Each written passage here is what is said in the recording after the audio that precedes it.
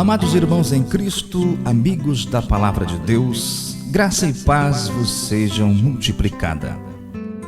Quero compartilhar convosco uma reflexão bíblica tendo como tema a ressurreição da esperança.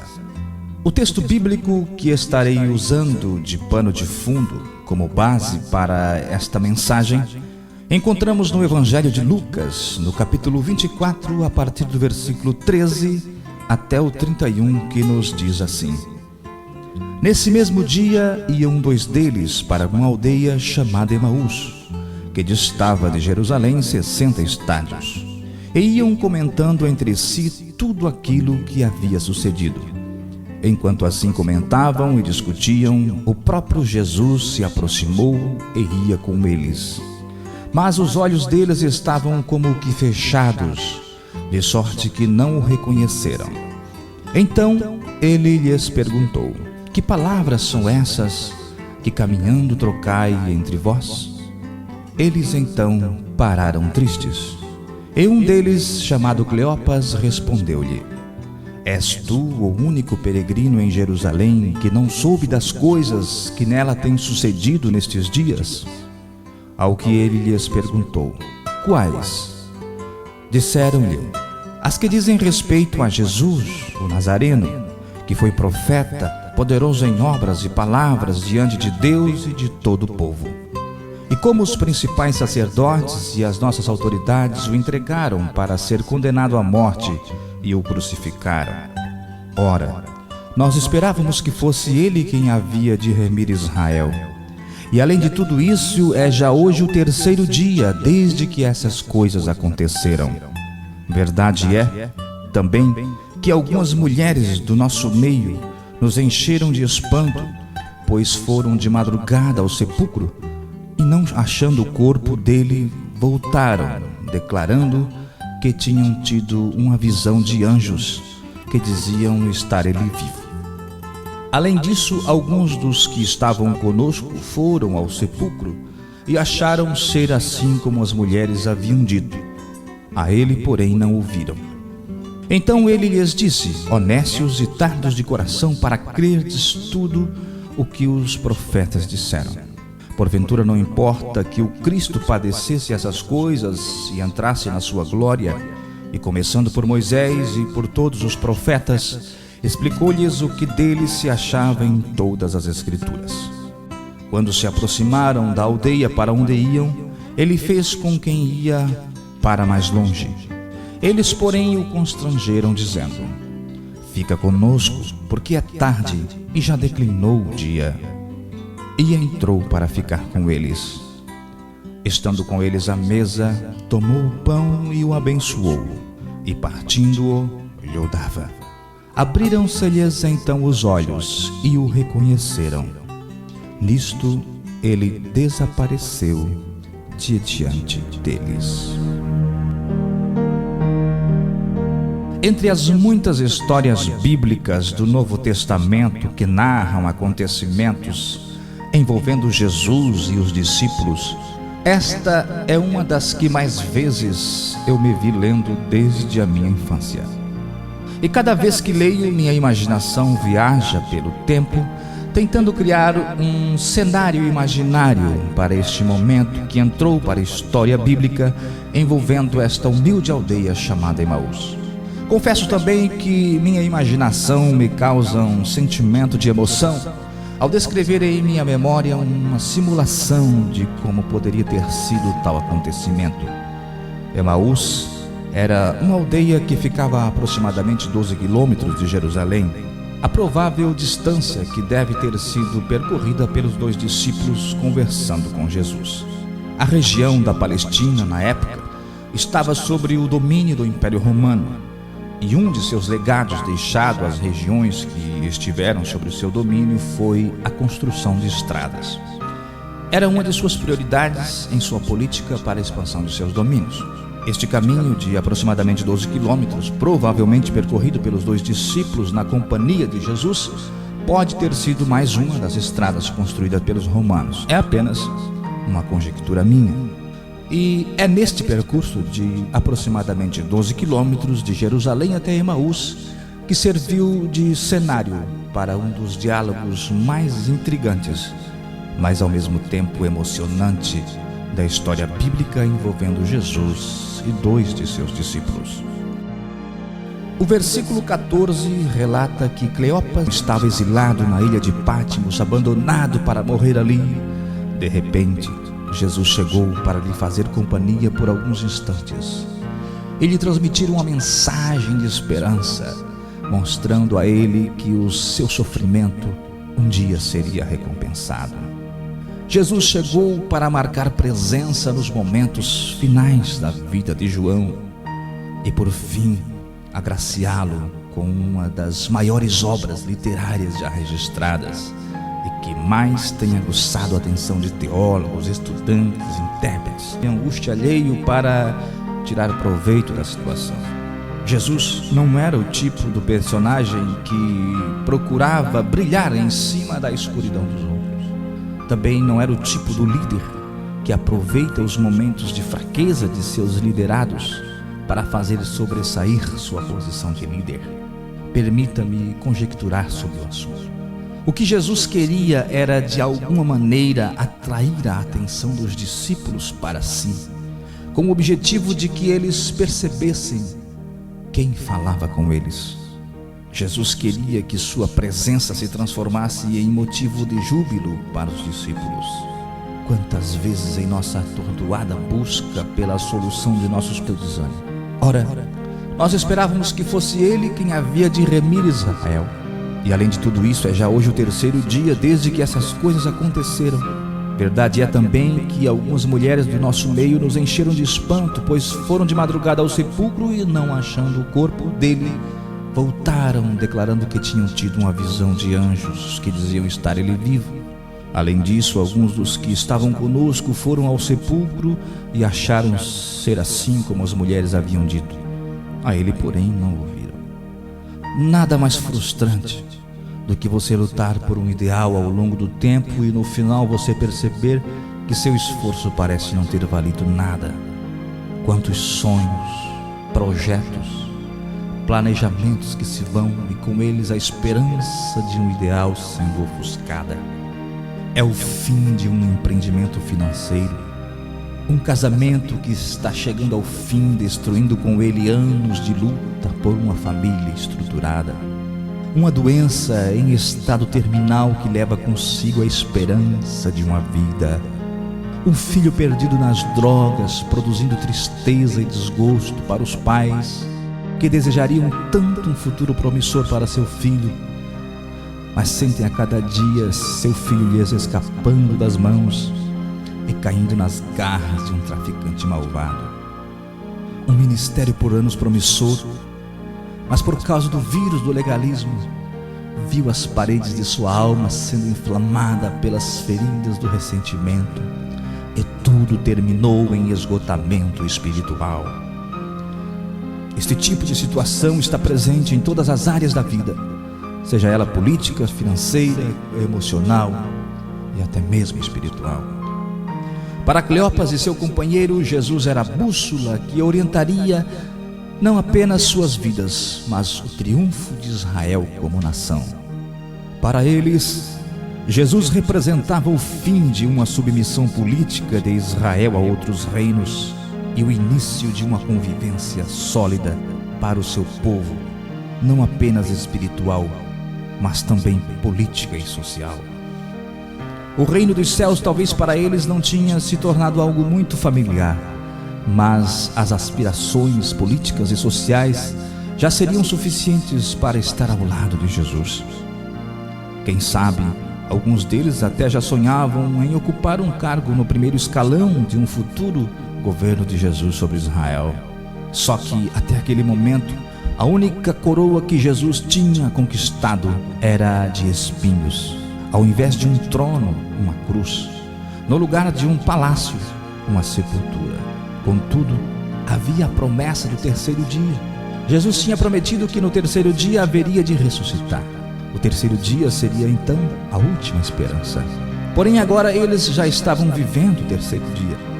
Tinham uma pequena informação de Maria Madalena e as demais mulheres sobre uma possível visão de anjos. mas nada além disso. Até aquele momento, nada mais tinha acontecido que pudesse estar visível aos seus olhos. O momento não era nada encorajador. Era a esperança sendo ofuscada. Tudo o que eles gostariam de ouvir naquele momento era alguma informação concreta sobre Jesus. Estaria ele ainda na sepultura?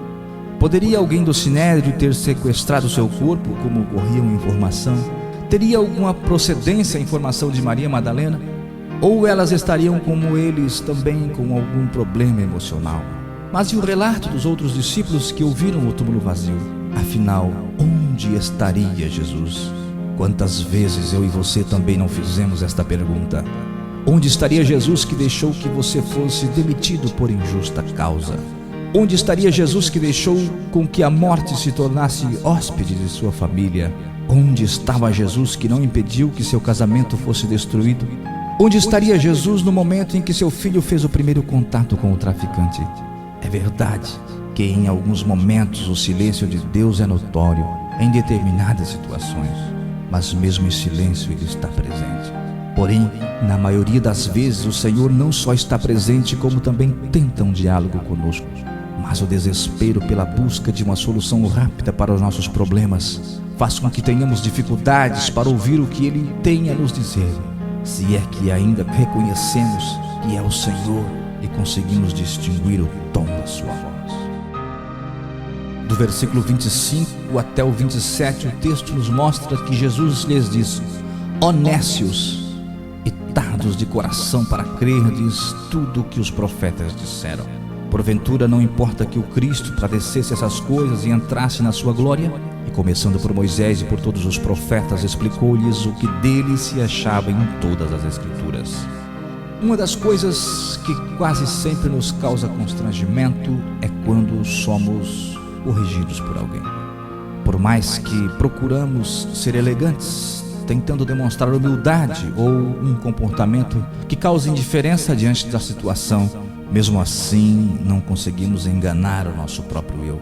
Imagine então quando a correção vem de alguém que pouco sabemos a seu respeito, ou que julgamos um tanto desqualificado para nos servir como modelo ético a ser seguido, pois esta parecia ser a condição dos discípulos do caminho de Emaús. Após ouvir todas as explicações carregadas de decepção feita por Cleopas e seu companheiro, Jesus dá um novo rumo para a conversa, agora não mais como um desinformado, mas como quem sabia tudo sobre o assunto. Agora Jesus não pouparia palavras para acordar a memória adormecida dos dois discípulos, mesmo que para isso tivesse que chamá-los de ignorantes ou incapazes. E como numa espécie de sermão bem elaborado, Jesus começa a criar um cerco imaginário em suas mentes, lhes trazendo à memória algo que eles tinham conhecimento, mas que pareciam ter esquecido. Lembrou-lhes das lições de Moisés, das palavras dos profetas, e através de um estudo sistemático conduziu-os pelas Escrituras, mostrando que tudo estava acontecendo como estava escrito.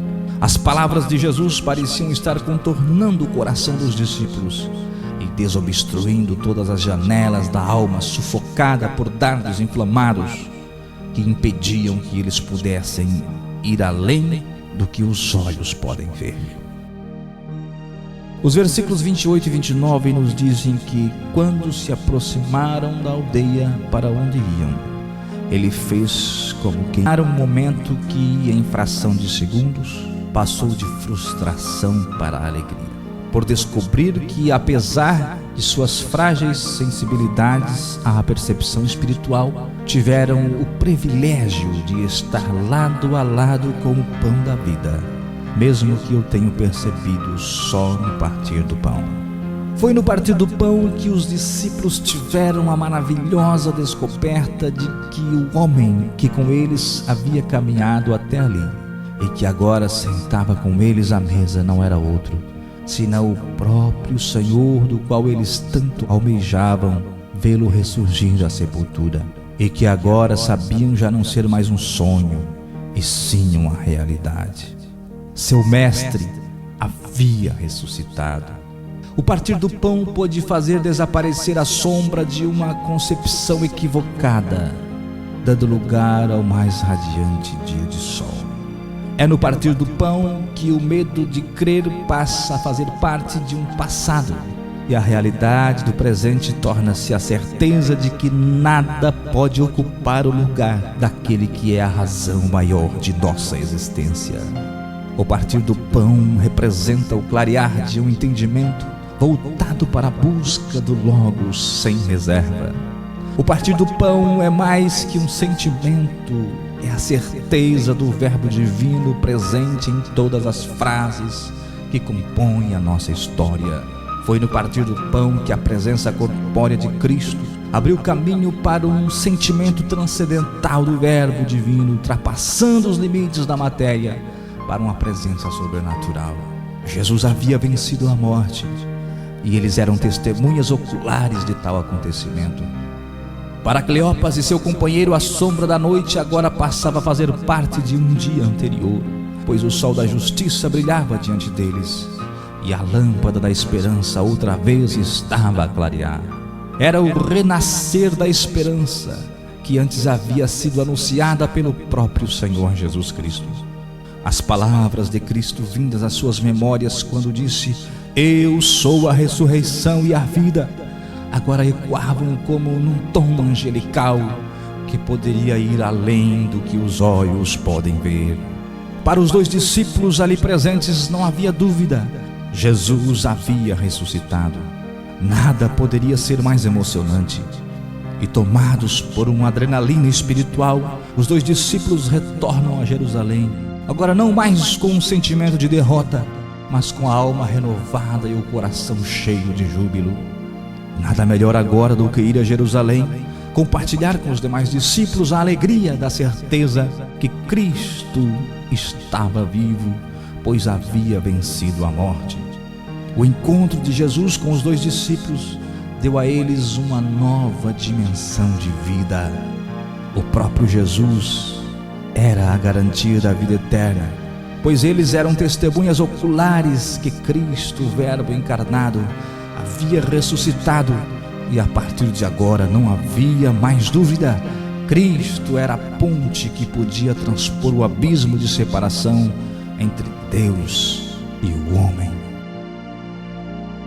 Querido ouvinte, reflita comigo sobre esta realidade.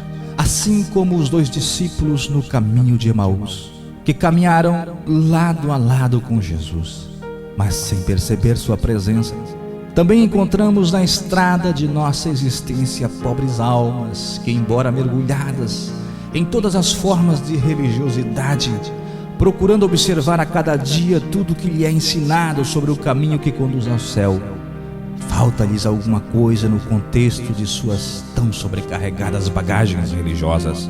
É que a presença daquele que é o guia da embarcação, o ponto central de todo o propósito, a esperança na hora da tempestade, o único que fica por perto na hora da solidão, para estes, sua presença também parece não ser real.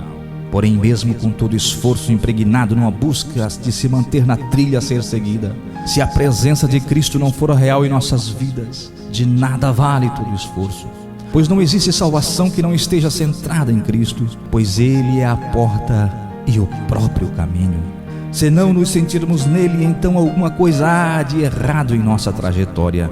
Assim como com os discípulos no caminho de Emaús, Jesus é capaz de caminhar algumas milhas ao nosso lado, mesmo sem ser reconhecido, e suportar nossas humilhações, até que finalmente nossos olhos sejam abertos para vermos que Ele está ao nosso lado e, para nos conquistar, aceita o desafio de sentar-se à mesa conosco. Mais do que conhecer a sua história, Jesus quer que tenhamos um relacionamento de amor com Ele. Não precisamos apenas de um Cristo histórico, mas sim de um Cristo vivo e real, que está sempre presente. Ele nos contempla, sabe dos nossos sofrimentos, conhece a nossa dor, sabe quando choramos e está sempre à nossa disposição. Como Ele gostaria de estreitar sua relação conosco, mas nem sempre damos oportunidade para que isso aconteça. Ele faz sussurrar sua voz, acena em nossa direção, mas a obstinada razão não dá ouvidos para a voz do coração, que gostaria de poder ser ouvida, sinalizando para a presença tão próxima daquele que é o amado de nossas almas. Somos impedidos pela incredulidade que cerca nossos sentimentos e o tão sonhado encontro, a cação para Cristo entrar. Ainda não convidou Jesus para sentar à mesa com você. Ele deseja se revelar a você neste momento, tornar-se seu hóspede, fazer morada em seu coração.